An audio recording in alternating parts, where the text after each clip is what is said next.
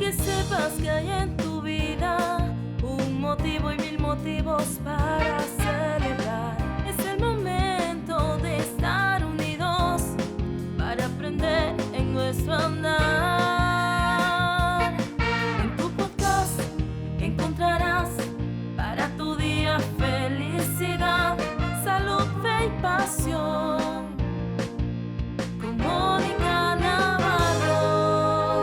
¿Qué tal, amigos? Bienvenidos a su gran programa a través de YouTube, Salud, Fe y Pasión. En este nuevo episodio vamos a tener a una persona muy interesante.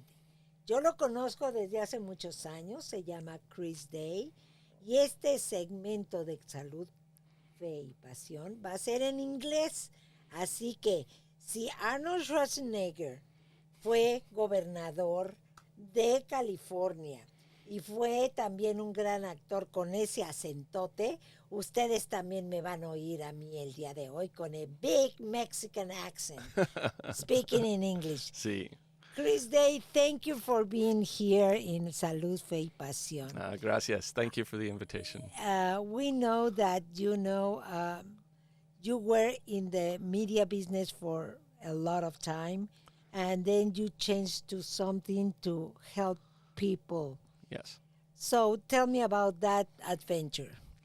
So, we knew each other back when I was producing the Hispanic Media Awards, and we were honoring truly great talents in the Spanish language space. And I did that for a lot of years and enjoyed it a lot. But at the sort of end of that career, I was asked to come in as a marketing director and CMO for a company that produced the largest business-to-business trade show in the world for the legal cannabis industry.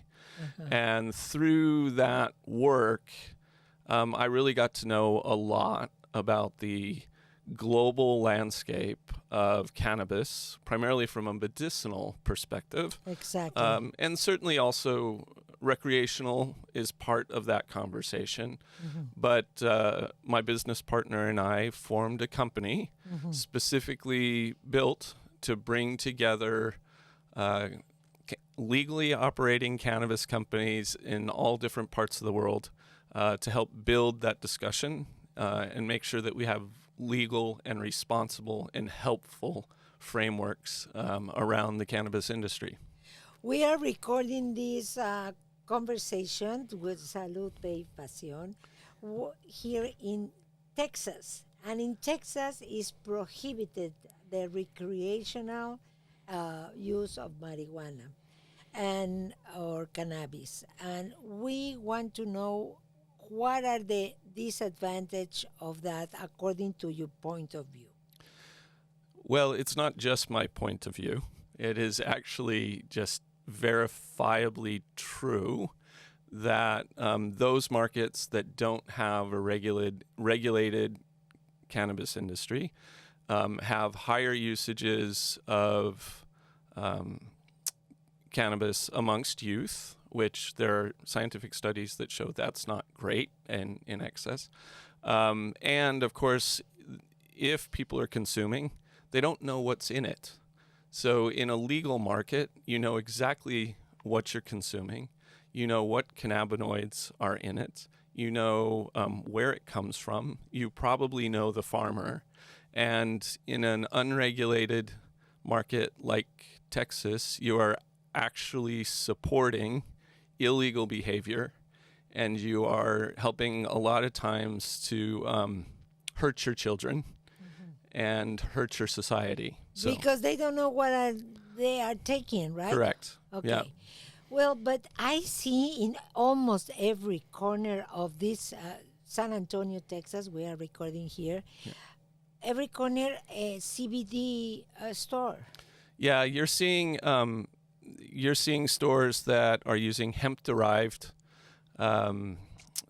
cannabinoids. So botanically, hemp is cannabis, cannabis is hemp. But legally, from a government point of view, they regulate it based on the percentage of THC in the plant, dry weight. which makes no botanical sense whatsoever. It's just a law. They had to pick something. So what you're seeing around town is hemp-derived, but people are creative. And so you also have Delta-8 products all over the place. What is what does So that Delta-8 is an intoxicating product that works similarly to THC, not exactly the same. But it is available, and it is technically legal at the federal level under the Farm Bill because and it that is hemp-derived. hurts you more than the... I wouldn't say it hurts you more or less. The problem, again, is you don't know what's in it because all of these stores are operating technically legal operations, but they don't have the same oversight, they don't have the same testing requirements, and they don't have the same restrictions, for example, that we have where I am now. I lived in San Antonio for a lot of years and loved it, but I'm up in Colorado now. And when I go to the store and I purchase products there, I know exactly what I'm consuming. The regulation is very important to know. But right now, for example, I have a pain in my knee for many, many years before I got surgery. And they told me, go and ask for cannabis oil. How advanced is Texas in the medicinal consuming? Texas is way behind almost every other state that actually works with cannabis products. And certainly if you look at research from around the world, Texas is basically in kindergarten while everybody else is in college. You can see that. Yes. Tell me an example. So I work, like I said earlier, I don't just limit our work to the United States. So we're doing work in South America. We're doing a lot of work in Europe, the Middle East. Some of the best research in the world is coming out of Israel. And we know for a fact that cannabis does help with inflammation. We know that it can help with gastrointestinal issues. There is positive research out there that is showing great progress in helping not only to alleviate hunger problems and other things with cancer treatments, but in some studies, we're not close yet, but in some studies, starting to show great progress, for example, in shrinking cancer cells. So these are the types of research projects that are happening and proving to be fruitful. So those regions of the world which continue to insist there is no benefit are just factually wrong. Well, but they say that, in many cities, like in Seattle, for example, everybody is walking like, high, and they are not paying attention, and they can drive high, and they can cause more, more accidents, and the guys, the students, the young people are, smoking, and they are like, in the college, they are, or sleeping or something. How you can, contradict me in this? Well, come hang out with me in Denver, and I will take you on site tours, and we'll go visit cultivation facilities. We'll go visit dispensaries, and we'll talk to, I conduct focus groups for other companies as we're doing product launches and such. Is that true that the cannabis kills cells from the brain? So there is research that shows in young people, so developing brains, just like with many other things, you don't want teens drinking a lot of alcohol. Exactly. You also don't want teens consuming tons of cannabis in an uncontrolled fashion. Okay. From a medicinal perspective, there are certainly times, like for epilepsy and autism and other diseases, where it does actually make sense to prescribe cannabinoid-based medicines for ailments that kids do have. But in an adult use or recreational market, you don't want developing brains to overconsume anything. Exactly. Abuse of everything is bad, not just cannabis. Yes. Exactly. I mean, we can drink too much water. We can over-exercise. We can do a lot of things that will ultimately hurt our bodies. So you have to put it within the same relevant Exactly. perspective. Truly, the cannabis laws that exist in states like Texas and that existed across the country for years and years and years really are based in racism and trying to control certain elements of society. Why you feel that? Well, it's just true. But if you look It's at facts, yes, facts. it is facts. If you look at the history of the war on drugs, which was really kicked off in earnest by Nixon,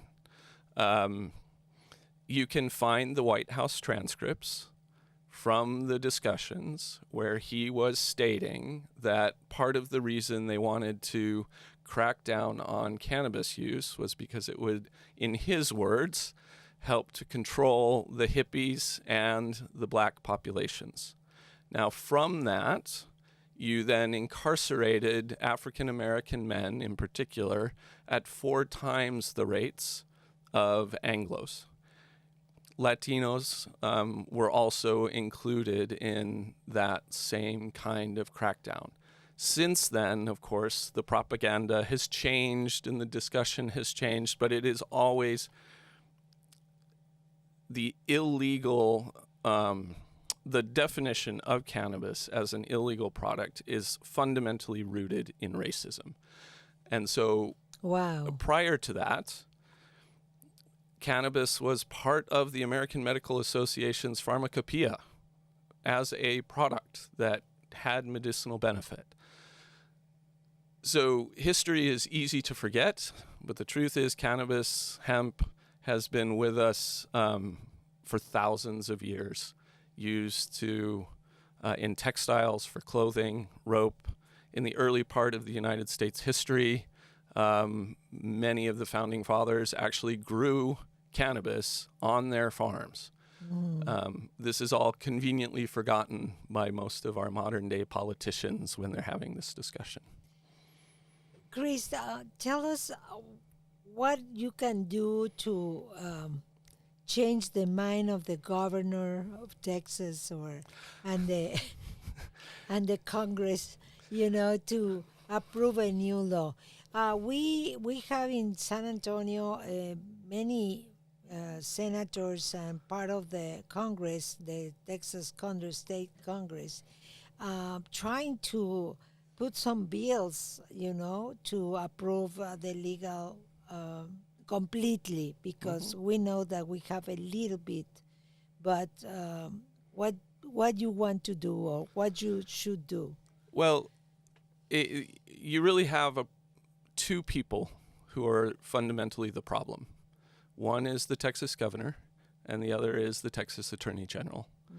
74% of Texans in general approve the idea of having a legal cannabis law in place. This is not a Republican issue. It's not a Democrat issue. This is a human issue. Do we care about our children? Do we care about our personal health?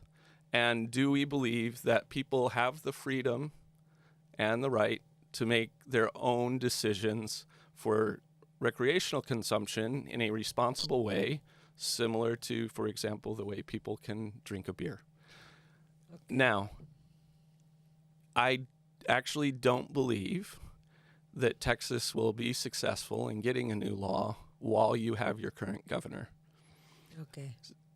Because he clearly does not care what the people of Texas want. That's your point of view. It is, if he cared, you would have a law. Exactly. Okay. What is I don't know about these products. What is permitted here? Because I think they are very successful, the stores and business with CBD here. Yeah. And how we can get better, because you say that we are very behind. Yeah. So you have very successful businesses in the hemp-derived space.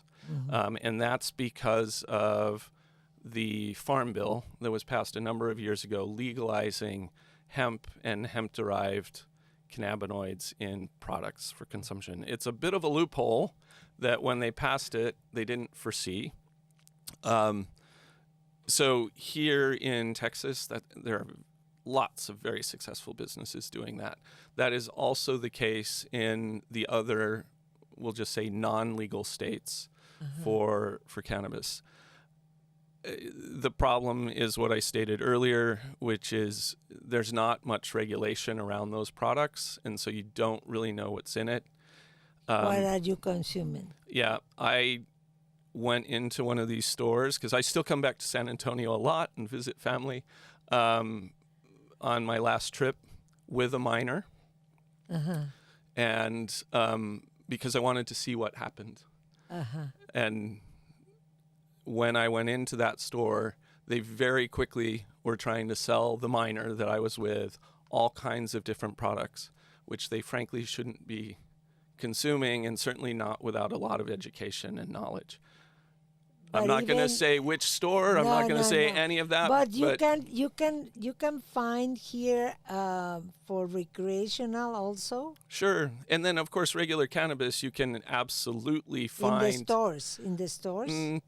Depending on which store, but Texas is still operating the way it always has, right? There are illegal dealers selling illegal cannabis on the corners, and everybody has their preferred place to go get it. And until you give people a legal pathway to do that, that's going to continue. Banning something has never stopped human behavior.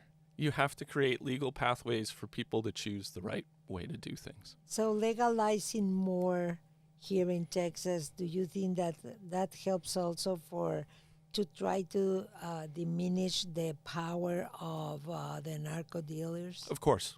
Absolutely. I mean, already illegal trafficking of cannabis in particular has gone way down. At the end of the day, that's a business. We don't have to like it, but it is absolutely a business. And so if you give people better, safer, competitively priced products in regulated spaces, that is going to absolutely decrease the influence of illegal drug trafficking in that space. They're going to go and do something else. So you can smoke your cannabis and function normally? Everybody's slightly different. Inside each of us, we have our endocannabinoid system. And me personally, I don't smoke much. I do use gummies. I do actually use gummies to help for pain, which you mentioned earlier, and also there's another different product that I use because I have insomnia, and I used to take a lot of different pills, which are not good, to help me sleep, and for me, half of a regulated gummy product does just fine, and I sleep through the night better than I have in the past. And yes, I can function absolutely perfectly because I'm aware of what I'm taking. I'm aware of the dose that I'm taking. And if I happen to be with friends and want to smoke a joint, that's okay. And we do that, and we function well. And you know what? Unlike people who drink excessive amounts of alcohol, your body actually reacts much better to cannabis consumption than it does to alcohol consumption. Well, I know that you make a lot of research on this. What are exactly the side effects of the cannabis? That is such a broad question, Monica. I can't answer that question specifically, all right? Okay. Because if people overconsume cannabis, they tend to, people know the stereotype of couch lock. The couch lock is I'm certainly not violent. Violence has been a propaganda piece that has been perpetrated, saying that is not a side effect. No. No. You'll probably just be tired or not really want to Sleepy. move. And that's, in a situation with an indica strain that you have overconsumed, and, certainly you wouldn't want people driving, but driving under the influence of anything is already illegal. So we don't have to go down that whole pathway. Exactly. So the side effects are individual, but they are significantly less than most other things that What people about consume. the liver? The liver. Do you think that metabolites okay? Yeah, there's not going to be any super negative effects there that you would worry about. I would be much more worried about drinking a lot of whiskey or drinking too much wine than I am consuming cannabis in that respect. Okay. What are you doing exactly with your organization to fight against the to be prohibited in many of the states of still in the United States? Yeah, so in the U.S., this is it's an ongoing battle against lies and misinformation that really started in the late 1800s, but really got going with Nixon in the 70s, right? So I do conversations like this and work with people to understand a regulated, legal industry is going to be The best thing. the best thing. It's going to build jobs. It's going to help people. It provides you many more natural options than all of these pharmaceuticals that we keep telling people to take. Cannabis is known to help people get off of opioid addiction. So if you want to start helping the opioid addiction, you should legalize cannabis. If you want to decrease the use of cannabis and overconsumption of cannabis among teens, you should legalize cannabis.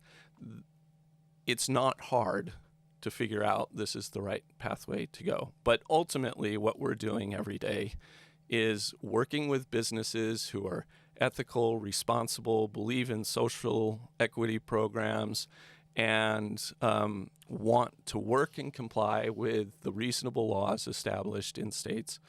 And we're helping to build jobs and build economies and build businesses just like I have for decades. But we're doing it in this space because, frankly, I see it as a moral obligation to help move this through. Okay, and you say that the benefits are outrageous.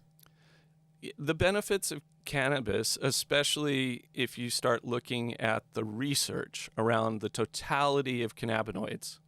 So most of the time we end up talking about CBD and THC. But that's only 2 of dozens of cannabinoids that are in the cannabis plant. There's CBG and CBN and THCV and CBG. So all of these serve different purposes, have different health benefits, and need research done. The reason we don't have that kind of research going on at large levels in the United States is because at the federal level, it is still a Schedule 1, but we think that that's going to change soon. We hope that it's going to change soon, and that'll allow more research to happen. So you asked earlier, where is Texas relative to other states?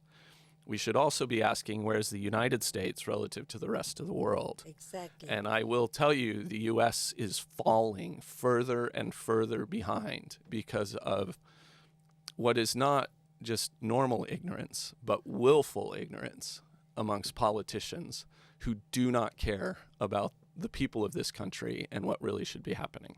I know that in Indonesia, Bali, for example, India, and Jamaica, in those countries, they try to help the very low income families to provide this free, even free, to help them with starving and a lot of different illnesses. Yes. Yeah, one of the companies that I work with in India is called Hemp Street. And they create medicinal formulations of products that are sort of in the Ayurvedic medicine tradition. But when I first met Abhishek Mohan of Hemp Street, he had just launched his company, and he was working with about 24 doctors in India. And of course, India is a population of 1.3 billion people. Exactly. So the population of the United States is, 360 million, give or take, depending on how you calculate it. And there it's a billion more people than we have here. If you look at the economic disparity in the populations of places like India, you have so many people well below poverty level. But his products are specifically built mostly to help women, and they have a product which is designed specifically for menstrual cramps. He's now working with over 12,000 doctors across that country now, and growing. It is difficult because just like here, different provinces have different laws, different politicians have different opinions. The culture, Yep. That if you take that, you are taking a drug. Yep. But imagine if you can help millions of women who have, debilitating pain, to take a product that is natural, part of the Ayurvedic tradition, and can help them instead of having to go find pharmaceutical products that they then have to put in their body. Have you not made the world a better place? And I would argue you absolutely have. Exactly. What else do you want to add in this interview, Chris? I really enjoyed, my wife and I, we lived in San Antonio for 15 years. Our youngest daughter was born here, went to school here. And when I left to work in the cannabis industry, I really couldn't stay here. Like, it has not been a friendly state to do what we do, even though we are absolutely helping people live better lives, higher quality of life. For the people who can listen here, I just want to say, keep on fighting that battle, because it brings jobs, it brings stronger economies, it brings entire new opportunities. And right now, some of the largest investors in the cannabis industry are Texans, but none of that money is staying in Texas. It's going other places and helping build those companies and all that.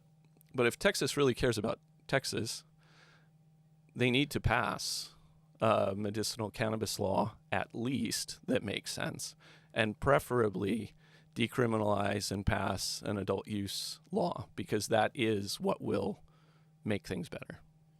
What about Mexico? Are you fighting also because they prohibit there? Yeah, I told you before we started, I am now, because of my wife and both of my daughters, they're all dual citizens between Mexico and here, so I spend a lot of time there. At the Supreme Court level in Mexico several years ago, they ruled that cannabis, being able to consume and possess cannabis, was a right.